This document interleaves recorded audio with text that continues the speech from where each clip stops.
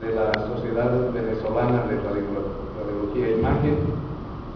Para mí es un honor estar aquí con ustedes, un honor compartir e intercambiar conocimientos y amistades. Doble honor ser presentado por el doctor Mora, quien ha trabajado arduamente por la radiología de su país. Felicidades.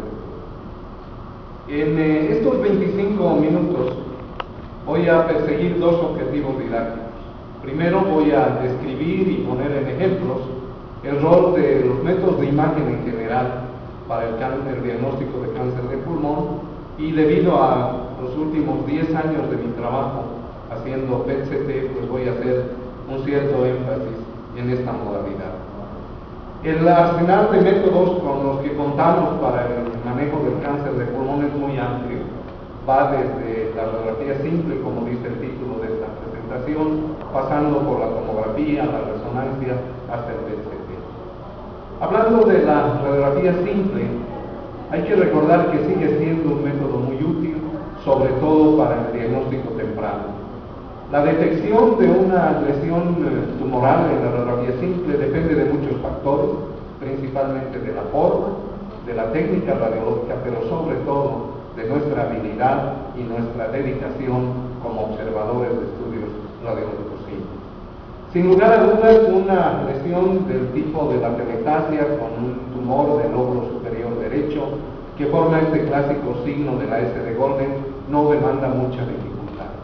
La dificultad mayor está en el reconocimiento de cambios sutiles, como ocurre con los nódulos pulmonares. Fíjense cómo en esta radiografía hay una imagen sutilmente vista en el lóbulo superior del pulmón derecho que no fue reconocida, y a la postre, 2 años después, se convirtió en una lesión más grande con un importante compromiso iliar y mediastinal. Entre estos dos escenarios, estos dos panoramas, está probablemente un colapso de la técnica, una radiografía no bien tomada o no bien leída, y esa es responsabilidad inherente a nosotros como especialistas en imagen. La tomografía computada, sin duda, en base a sus habilidades actuales de tener sistemas de multidetector, duales, es un método bueno, relativamente económico, rápido, con gran resolución espacial, con una óptima imagen vascular, y más aún cuando hacemos reconstrucciones multiplanares y tridimensionales que nos dan una mayor elocuencia en cuanto a la morfología y extensión de la lesión. La resonancia magnética es otra herramienta muy útil, particularmente utilizando la difusión. Ayer Claudio hacía referencia al coeficiente de difusión aparente. Esta herramienta muy útil que habla de la compatibilidad celular nos es de gran trascendencia en el tema del cáncer de pulmón, y pues sigue siendo el método ideal para otras cosas como las metástasis cerebrales o la lesión hepática.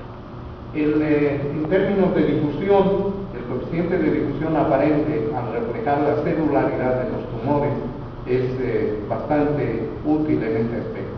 Así pues, todas aquellas lesiones que tengan un coeficiente de difusión aparente bajo, menor de 1, implica todos los procesos malignos de alta celularidad que los podemos reconocer utilizando esta herramienta.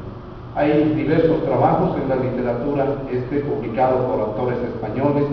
Hace una interesante técnica que quita todo el background del tórax y deja únicamente aquellas lesiones que tienen coeficiente de atenuación de difusión aparente bajo, y nos permite reconocer con detalle aquellas lesiones potencialmente malignas.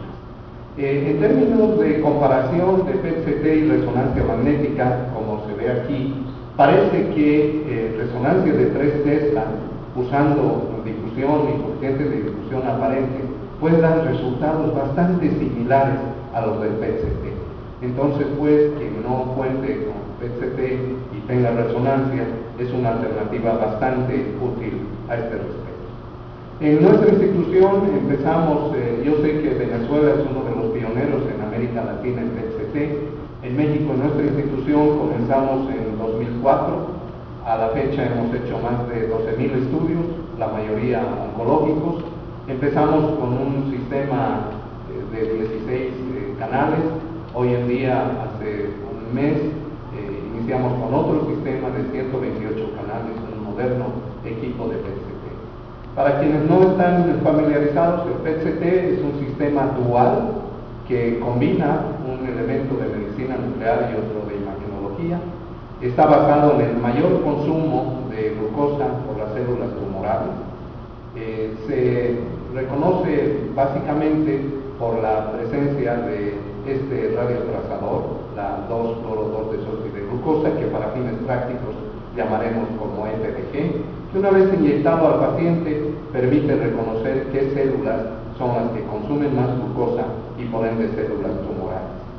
En un momento que se inyecta el radiotrazador y este llega a ponerse en contacto con la membrana celular, hay una suerte de transportación de la molécula de glucosa marcada al interior del citoplasma celular a expensas de estos elementos GLUT, que son transportadores de glucosa. Una vez que esta molécula llega al citoplasma, no sigue el resto de la vía metabólica debido a que carece de un ion hidroxilo en el carbono 2, por lo cual queda bloqueada en el interior de la célula, lo que permite su posterior reconocimiento. Estos transportadores GLUT son un tema de mucho interés. Se han estudiado mucho en los últimos tiempos y parece que diversos de ellos, más de 14 o 16 que hoy se conocen, tienen implicaciones muy directas en diferentes variedades de tumores. Es así, por ejemplo, que en el cáncer de células no pequeñas hay una mayor intensidad y porcentaje de áreas positivas del transportador 1, no así en otras variedades. Por ejemplo, este mismo tumor de células no pequeñas tiene un menos porcentaje de áreas positivas de transportador tipo 3. ¿Qué quiero decir? Que el tema de los transportadores y del metabolismo en estos casos de la glucosa juega un rol muy importante para la determinación de diversas variedades de cáncer broncogénico. El PET-CT, pues, así es la unión de una tomografía que da una imagen de muy alta resolución con la imagen funcional en una sola vista de ambos y con una visión corporal total. Esas dos son las grandes fortalezas del método: morfología, función y estudio corporal total. Cuando sabemos que un PET-CT es anormal, pues hay tres maneras de hacerlo. La primera es la impresión visual, que es sumamente práctica, útil. El especialista en medicina nuclear a menudo tiene una gran destreza óptica para comparar las lesiones con el background del mediastino o con estructuras como el hígado y el vaso. Pero se puede también determinar a través de la medición de este valor de captación estandarizado, SV, o hacer cálculos de la tasa metabólica de glucosa. Hoy en día está habiendo una cierta transformación. Algunos autores no le dan tanto valor al sistema de captación estandarizado, sino que hablan en otros términos de volumen de actividad metabólica, volúmenes de captación tumoral, etcétera, etcétera, pero para fines prácticos en la mayor parte de ambientes de PET-CT seguimos usando este valor de captación estandarizado que establece un umbral entre 2, 5 y 3 para diferenciar lesiones benignas de malignas en lesiones de tejido blando. En el tema específico del cáncer pulmonar, es importante saber que el método PET-CT es un poco más útil para el cáncer de células no pequeñas y sus variedades, el adeno, el epidermoide y el de células grandes.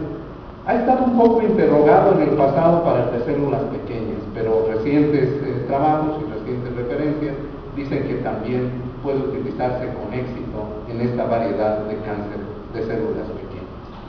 En términos generales, lo que quiere el clínico cuando está frente a un paciente de cáncer broncogénico es saber si es quirúrgico o no. Y para ello, la estratificación anatómica muy minuciosa es imprescindible. Sin ella, no se podrían tomar decisiones adecuadas. Entonces, pues, en términos de estratificación, como todos ustedes saben, ha habido diversas versiones, diversas maneras de calificar esto.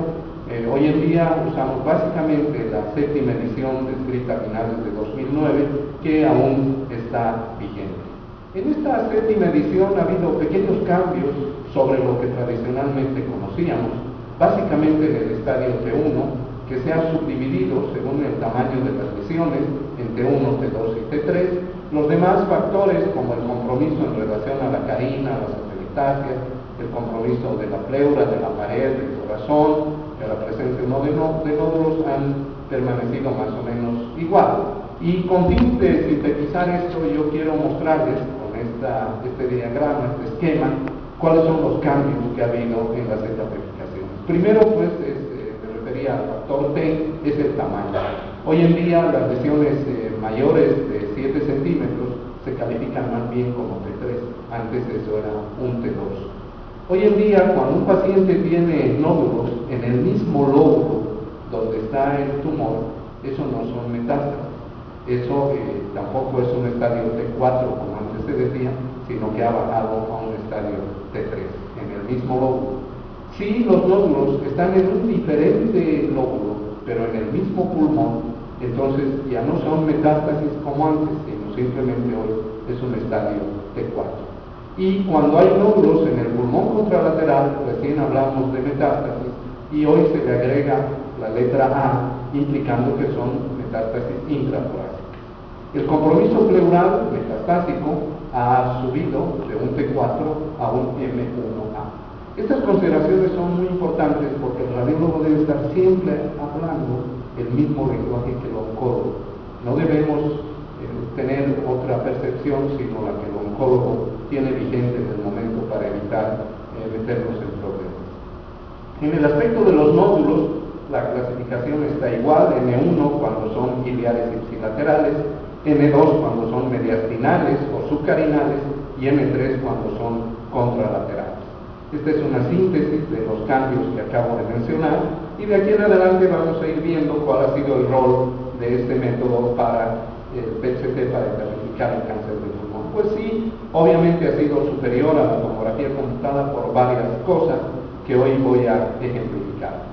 Aquí tenemos un ejemplo de una lesión nodular que mide 29 milímetros, tiene una captación de 8.1, catalogada como T1B.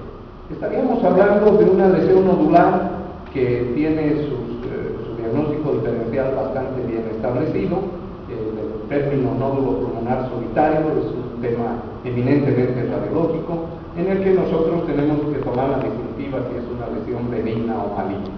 El rol del PET-CT aquí es interesante, especialmente en pacientes con riesgo para biopsia. Ya el PET-CT está dentro del algoritmo diagnóstico del nódulo pulmonar solitario. Si es hipercaptante se puede considerar maligno, y si el paciente tiene contraindicación para biopsia, con esta información se pueden tomar decisiones. Sin embargo, en América Latina hay que tomar en cuenta muchos otros factores. Las infecciones son muy comunes, sobre todo micóticas o micobacterianas, y también hay que tener en cuenta que el método tiene algunos falsos negativos. Yo les voy a mostrar dos ejemplos de estas dos situaciones cuando para nosotros hubo un falso positivo y un falso negativo. Este es el caso de un hombre de 70 años que era fumador, le apareció en una radiografía un nódulo, le hicimos el PET-CT, era una lesión francamente hipercaptante.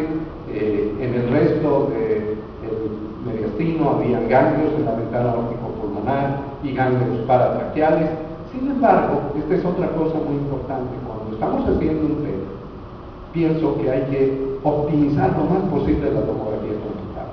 Entonces, a los pacientes que vienen a PET por nódulo solitario, les hacemos un examen dinámico del nódulo de la perfusión. Si el paciente viene por una patología abdominal, hacemos un examen trifásico. De estos dos métodos debe haber una sinergia en el que cada uno aporte el máximo de sus virtudes. Le hicimos a este paciente el estudio dinámico del nódulo, y fíjense cómo de manera interesante tiene una porción central que permanece hipodensa y tiene una pared muy delgada en la periferia. Este ha sido un signo muy clásico, muy conocido desde hace muchos años para un granuloma. Con esa hipótesis, a pesar de que el nódulo era hipercaptante, establecimos la posibilidad de que se tratara de un granuloma, y a la postre eso se demostró. No todo lo que capta es cáncer, y el rol y el potencial de la tomografía computada debe emplearse al máximo para sacar un beneficio de las dos tecnologías. Este es el polo opuesto. Este paciente tenía un nódulo sólido que, sin embargo, le habíamos hecho dos exámenes de PET-CT, pero tenía un incremento progresivo en sus diámetros. Entonces eso fue suficiente alerta, a pesar de los PET-CT negativos. negativos, se le dijo al cirujano, se operó, y este fue un antes llamado carcinoma voluntario alveolar, hoy adenocarcinoma. En términos pues del nódulo pulmonar solitario, hay varias cosas que hay que tomar en cuenta. Yo les recomiendo también darle al paciente el beneficio del análisis estadístico. Yo con frecuencia uso el teorema de Bayes.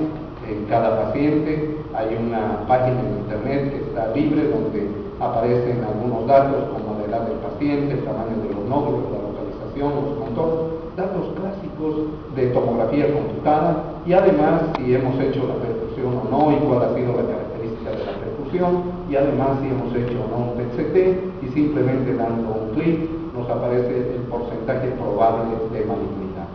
Estos sistemas bayesianos utilizan un análisis estadístico que va desde lo más benigno, que es un nódulo calcificado, hasta lo más maligno, que es tener un PET-CT positivo. Ya no es tiempo de que el paciente solamente se beneficie del feeling, del sentimiento de un radiólogo. Mira, yo creo que es. No, hay otras herramientas mucho más concretas, entre las cuales están los análisis estadísticos avanzados, que nos van a permitir decirle a un paciente con más certidumbre, mira, tienes una alta posibilidad de que este nódulo sea maligno y debes tomarte una biopsia.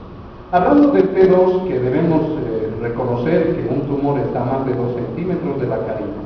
Aquí durante muchos años se dijo que era imprescindible hacerle al paciente una broncoscopia para demostrar eso, que la tomografía computada no era suficiente a este respecto. Y eso probablemente tiene mucho de cierto, porque con tomografía computada puede ser un poco complejo decir bien a bien cuál es la longitud del bronquio afectado y muchas veces también cuál es la relación entre tumor y atelectasia.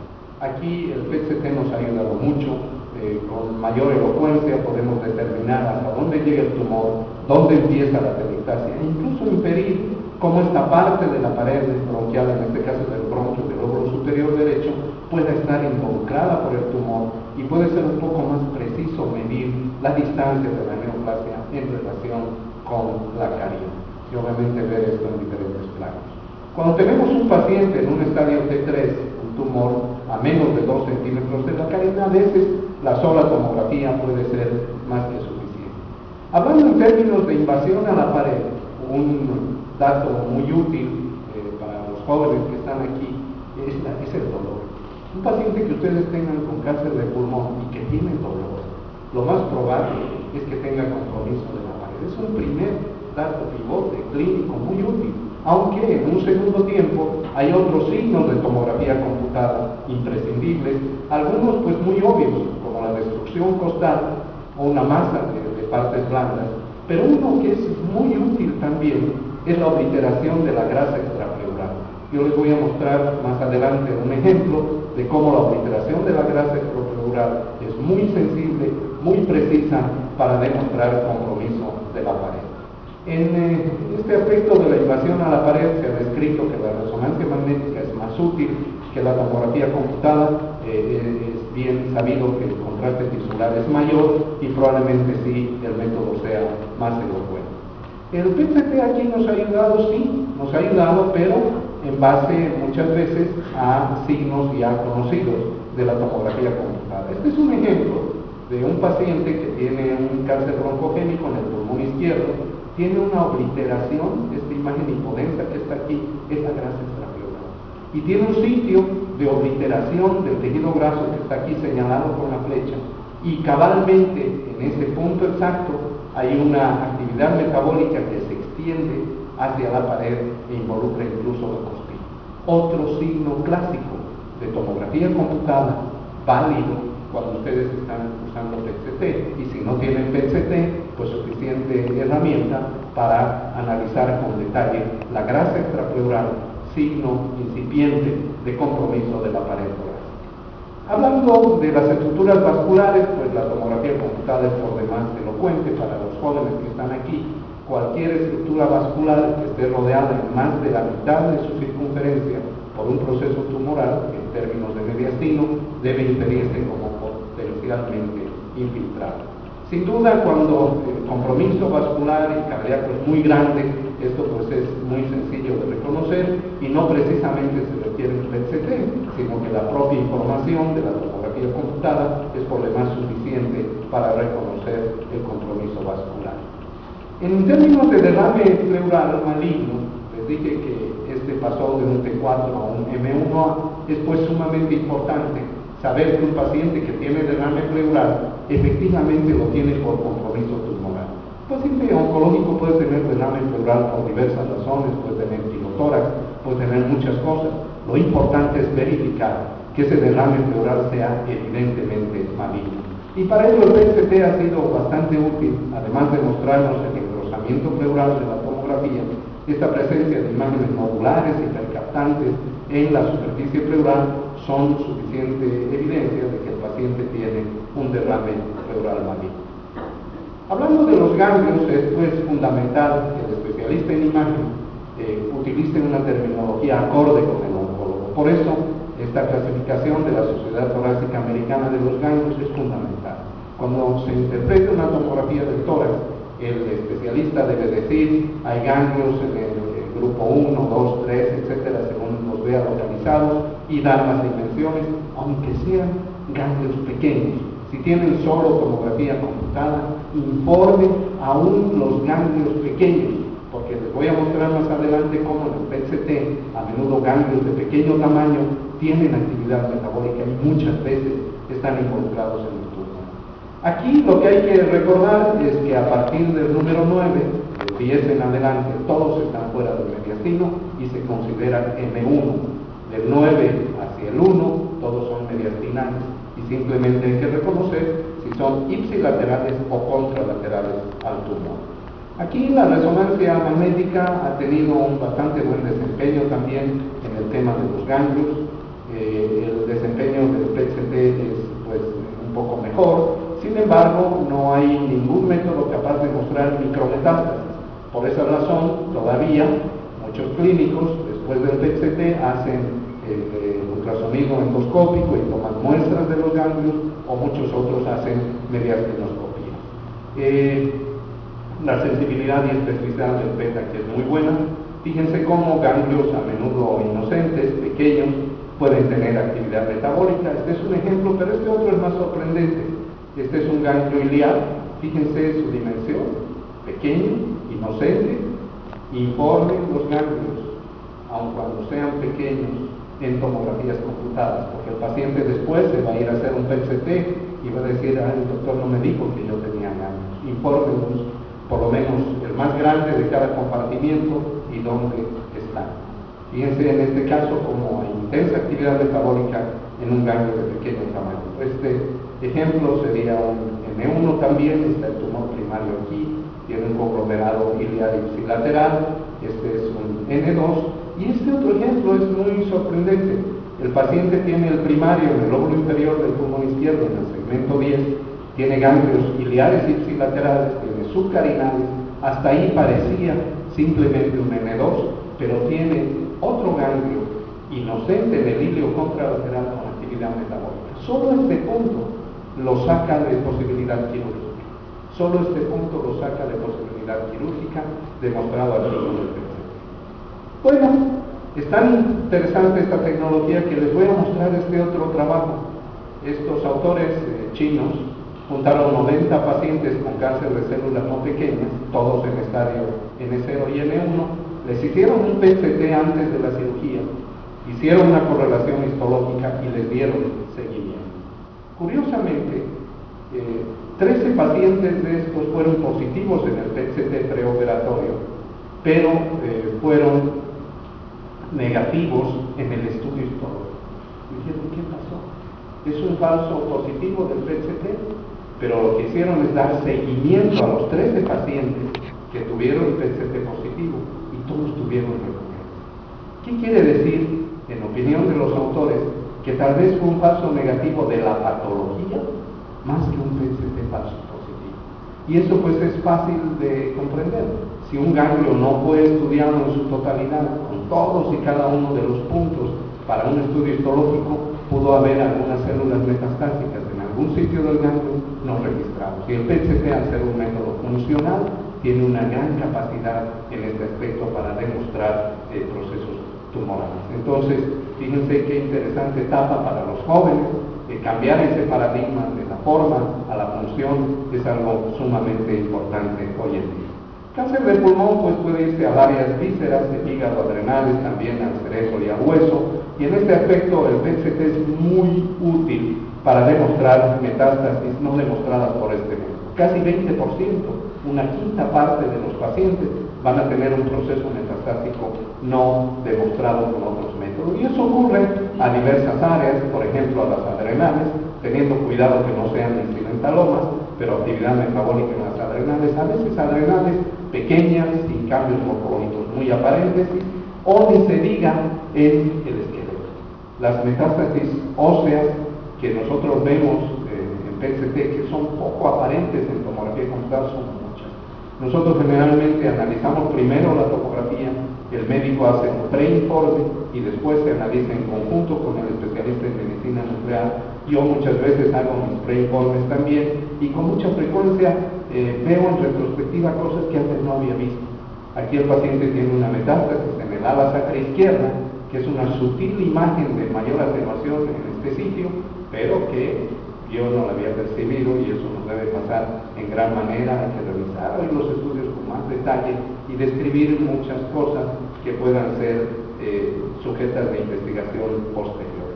En el tema de las metástasis cerebrales, el PET-CT tiene un desempeño menor por la actividad metabólica de la corteza cerebral y aquí la resonancia magnética sigue siendo la herramienta número uno con el uso de GABA-B. Se ha analizado en qué porcentaje ocurre un cambio del estadio en cáncer broncogénico y eso impacta en el tratamiento casi en el 60% de los pacientes. Quiere decir que 6 de cada 10 personas que tienen cáncer de pulmón no estarán bien etapificadas con métodos convencionales y sí utilizando el PET-CT. En términos de oncología, pues esta eficiencia es algo muy importante que nos debe llevar a reflexionar de la utilidad de este método. Así pues, la frontera entre el paciente quirúrgico resecable y el no resecable está siendo un poco más nítida al usar esta herramienta. También nos ha servido el método de algún modo para predecir la sobrevida. Por ejemplo, en esta tabla, el mejor escenario es el que está arriba, un paciente que tiene una lesión con una captación menor de 9 y un tumor menor de 3 centímetros, tendrá una alta sobrevida, alrededor del 97%, y en contraparte, aquel que tiene una captación mayor de 9 y es un tumor mayor de 3 centímetros, tendrá menor sobrevida. En términos generales, con el SUB, nosotros sabemos que lesiones por encima de 10 tienen mal pronóstico, casi se haga lo que se haga, y hablando de casi cualquier proceso neoplásico. Y las que tienen uno menor de 10 tienen un mejor pronóstico. Eso no es una apreciación personal. Este caballero que está aquí es el doctor Serfolio, es un oncólogo especialista en cáncer broncogénico de origen italiano, que publicó recientemente un artículo muy interesante. Dice que la captación estandarizada en cáncer de células pequeñas es un indicador más poderoso que el TNM para predecir recurrencia y sobrevida.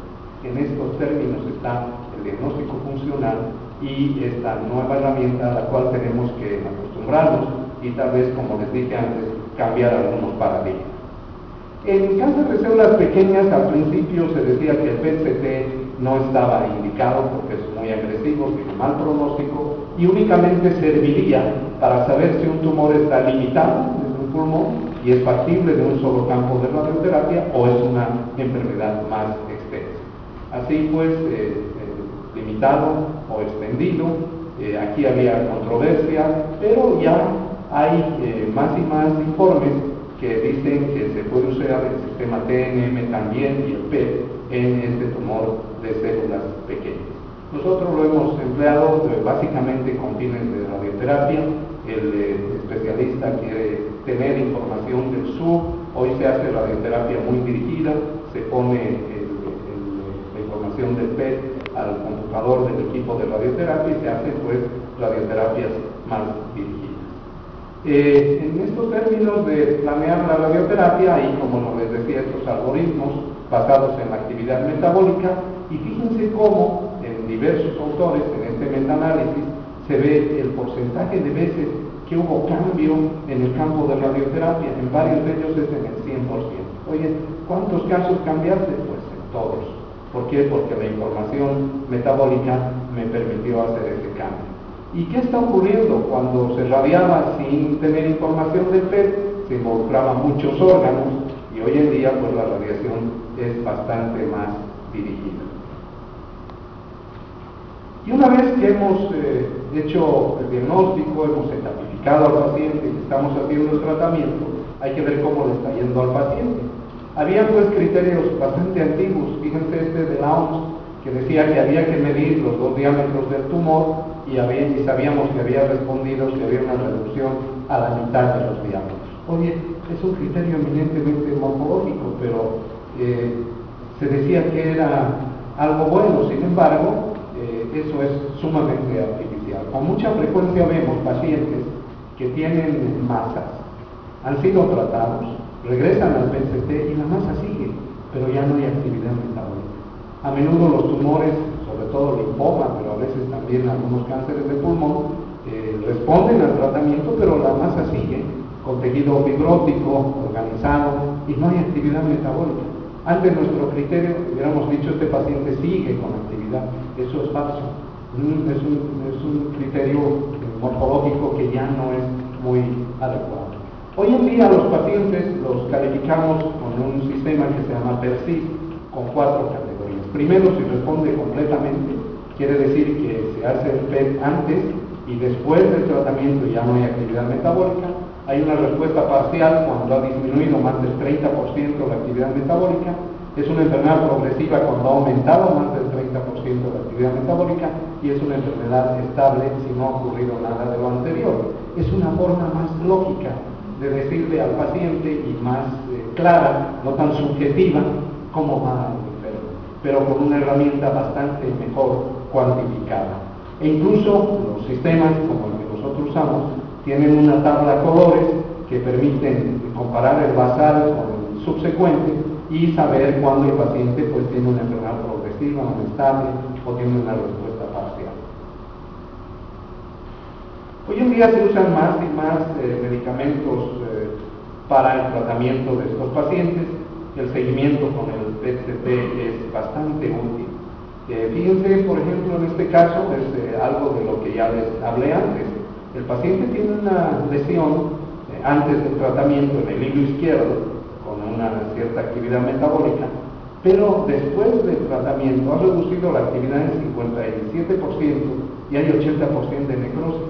La forma está casi igual, pero la información funcional nos dice que el paciente está respondiendo. Los agentes terapéuticos actuales son caros y son tóxicos. Entonces el clínico tiene que tener la certeza de que el paciente está respondiendo para ver si vale la pena o no utilizarlo. También se están empleando pues otras herramientas, por ejemplo la ablación por radiofrecuencia, herramientas no agresivas, no quirúrgicas, y lo mismo en estos términos. Fíjense esta masa del hilo izquierdo, el paciente tiene mucha actividad metabólica, se le hizo radiofrecuencia, la masa sigue del mismo tamaño, pero ha habido un decremento importante en la captación de la lesión. En la Universidad Nacional Autónoma de México, el ciclotrón está produciendo muchos radiotrazadores.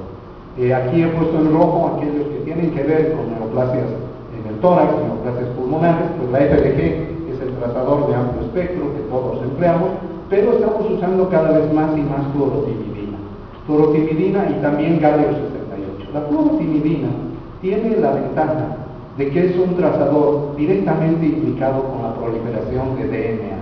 Entonces no está sujeto a las falsas del proceso inflamatorio, sino que tiene que ver directamente con proliferación celular. Es muy útil en muchas neoplasias, linfomas de alto grado y también en cáncer broncogénico. Y el galio 68, Dotator, Dotatate o Dotanol, son diversas variedades, nos ha sido muy útil para tumores neuroendógenos. Fíjense este caso muy interesante. El clínico, cuando pidió este estudio, me llamó y dice: oye, el paciente tiene una lesión en lo bronquial. Digo: oye, hermano, ¿no será un carcinoide? Y él es de origen español y dice: no. Los carcinoides son como una cereza y esto no es una cereza. No creo. Digo, te pregunto esto porque si el paciente tuviera un carcinoide, prefiero hacer el PET con galio y no con FDG. No es un carcinoide, no es una cereza. Bueno, le hicimos el examen y resulta que con FDG el paciente no tuvo ninguna actividad metabólica y sí la tuvo intensamente con el galio 68 rotator, lo cual pues permitió establecer que efectivamente al ser una lesión peribronquial con un componente no bronquial era pues un tumor neuroendocrino, un carcinoma. Hay otros trazadores que hemos usado menos, pero están disponibles. Este MISO estudia la hipoxia tumoral. Este va a reconocer en qué pacientes no van a responder bien a la quimioterapia y a la radioterapia. Lo hemos usado menos, es un poco costoso y aún los clínicos no están habituados a pedirlo. Siguen aún usando preferentemente la glucosa. Hablando de costo-beneficio, pues a lo largo de muchos estudios se ha demostrado que el costo-beneficio es adecuado en cáncer de células no pequeñas y para el diagnóstico diferencial de nódulo pulmonar solitario, tiene una alta sensibilidad para metástasis para el cuerpo total. Y aquí está un poquito lo malo, en la disponibilidad no es mucha, y cuando yo hice esta tabla, pues fíjense la diferencia entre Europa y Estados Unidos versus América Latina. Si un latinoamericano, uno de nosotros, necesitara un PET-CT, tiene que formarse en una fila donde delante de uno hay 4.653.000 personas, entonces pues no está aún muy disponible. Pero eso, a medida que pase el tiempo, que el método se utilice, se demuestren sus ventajas, va a ir cambiando poco a poco. Lo que nos recomiendan estos autores de origen uruguayo es que debemos valorar el impacto del PET-CT en los sistemas de salud de cada país sin extrapolar automáticamente los datos internacionales.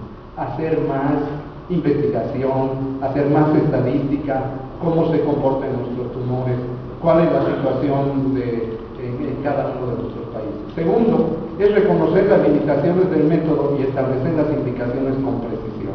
También es muy importante lo que estamos haciendo ahorita aquí, que es formar recursos humanos.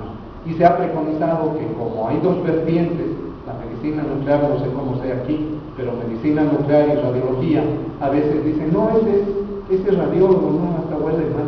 Y el otro dice, sí, este es nuclear y tampoco me gusta. ¿Qué es eso?